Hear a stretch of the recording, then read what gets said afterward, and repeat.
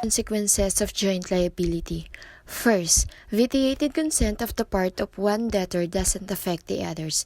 It simply explains that intelligence in consent is vitiated by error, freedom by violence, intimidation or undue influence, and spontaneity by fraud. As example, A and B are joint debtors of C for 1 million pesos. A's consent was obtained by C through fraud. B would still be liable for 500,000 pesos, while A will not be liable since the two debts are considered distinct from each other.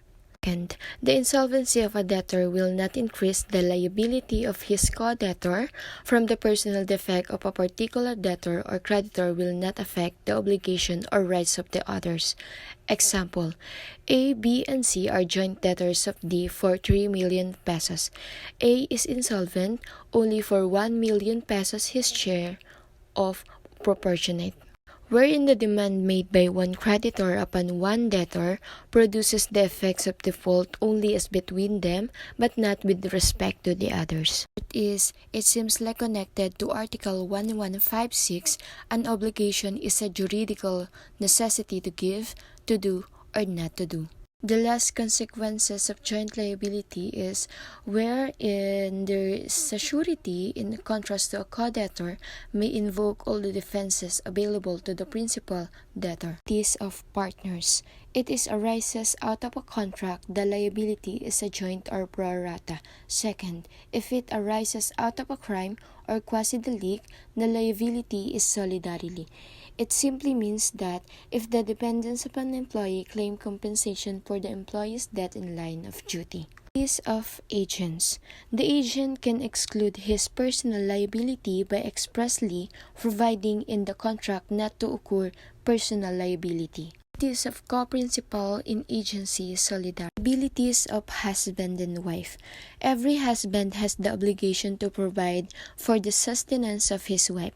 It is the husband's duty to look after her basic needs and comforts, and for wife responsibility is the payment of personal debts contracted by the husband or the wife before or during the marriage shall not be charged to the conjugal partnership except as they rebounded to the benefit of the others. Liabilities of violators of human relations, solidary. Liabilities of employer and employee of the Letters of Tortious Act is explained by this kind of the basic law wherein the employer is vicariously liable for the negligent and wrongful acts of his employees that are committed within the scope of employment. Article 1209 applies to joint indivisible obligation because the prestation or object is not susceptible of division and solidarity is not provided. Joint obligation. Indivisible refers to the object it is the physically divisible into different parts, while the joint refers to the tie between the parties who are proportionately liable. Characteristics of indivisible joint obligation. First, when a joint obligation is divisible, each joint obligor is bound to perform, and each joint obligee is entitled to receive only his proportion. When a joint obligation is indivisible, joint obligors or obligees are object to the rules governing solidary obligors or solidary obligees. Second, demand must be made on all the joint debtors.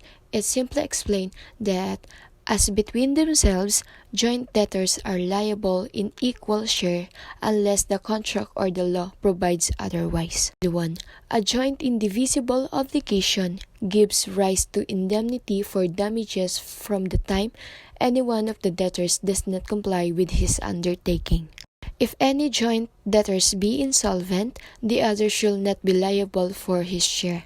It simply means that when one of the solidary debtors cannot, because of his insolvency, reimburse his share to the debtors paying the obligation, such share shall be borne by all his co-debtors in proportion to the debt of each.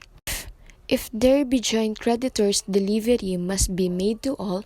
It simply means that the debtor fails to comply, the creditor has the right to have the obligation performed by himself or by another, at the debtor's expense and to recover damages. Each joint creditor is allowed to renounce his proportionate credit. It simply means that each creditor, if there's several, is entitled to a proportionate part of the credit. 7. No creditor or can act in a representation of others. It means that a representation as to the credit of a third person. The last one is no debtor can be compelled to answer for the liability for others. It means that the debtor can be held liable for the delay or default in the other. 1210, an indivisible obligation is one where the prestation or object cannot be performed by parts without altering the essence or substance. Divisibility refers to the subject matter, while solidarity refers to the tie between the parties. Pulse. Joint divisible obligation. A and B are jointly liable to X for 1 million pesos. It means that when a joint obligation is divisible, each joint obligor is bound to perform. Each joint obligee is entitled to receive only his proportion. Indivisible obligation. A and B are jointly liable to X this car. It means that when a joint obligation is indivisible, joint obligors or obligees are subject to the rules governing solidary obligors or solidary obligees. C. Solidary divisible obligation. A and B are solidarily bound to give X a 1 million pesos. It means that obligation to give definite things, those which are not capable of partial performance, and those that are provided by the law to be indivisible even if it is physically divisible.